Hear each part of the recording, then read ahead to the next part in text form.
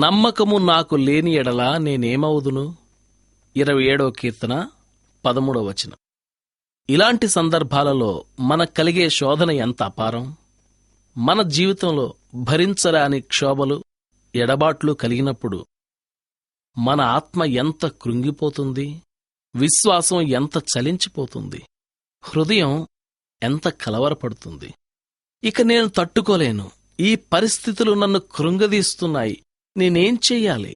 విసుగు చెందవద్దంటున్నాడు దేవుడు. కాని కష్టాలకు సొమ్మసిల్లిపోయే పరిస్థితి వచ్చినప్పుడు ఎవరు మాత్రం ఏం చేయగలరు? అసలు ఎవరైనా స్పృహ తప్పబోతున్నప్పుడు ఏం చేస్తారు? ఎవరూ ఏమీ చెయ్యలేరు. నీ శరీరం నీ స్వాధీనంలో ఉండదు. స్పృహ తప్పే ముందు నీకు తోడుగా నిలబడ్డ నీ సన్నిహితుడి భుజాల మీద ఆనుకోవడానికి ప్రయత్నిస్తావు. వాలిపోతావు, విశ్రాంతి తీసుకుంటావు. నువ్వు నేల మీద పడకుండా అతడు నిన్ను పట్టుకుంటాడన్న నమ్మకంతో అతన్ని ఆనుకుంటావు. మనం శ్రమల్లో శోధింపబడి సొమ్మసిల్లినప్పుడింతే. బలవంతులై ధైర్యంగా ఉండండి అని కాదు దేవుని సందేశం. ఎందుకంటే మన బలం, ధైర్యం మనల్ని విడిచి వెళ్ళిపోయాయి. అది ఆయనకు తెలుసు. ఆయన మృదువుగా పలికే మాట ఒక్కటే, ఊరకుండండి, నేనే దేవుణ్ణని తెలుసుకోండి, నా మీదనే ఆధారపడండి, ఆనుకోండి. భక్తుడైన హడ్సన్ టేలర్ తన అంతిమ దినాల్లో శారీరకంగా నీరసించిపోయిన స్థితిలో ఒక మిత్రునికి ఇలా రాశాడు: కలం పుచ్చుకుని రాయలేనంత బలహీనంగా ఉన్నాను. బైబిల్ను చదవడానికి కూడా శక్తి లేదు. ప్రార్థన కూడా చెయ్యలేను. నేను చెయ్యగలిగిందల్లా దేవుని చేతుల్లో పసిపాపలాగా పడుకొని ఆయన మీద నమ్మకం ఉంచడమే.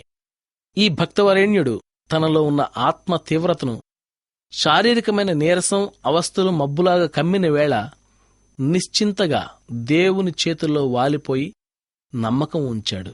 దేవుని బిడ్డలారా, దేవుడు మనల్ని అడిగేది కూడా ఇదే.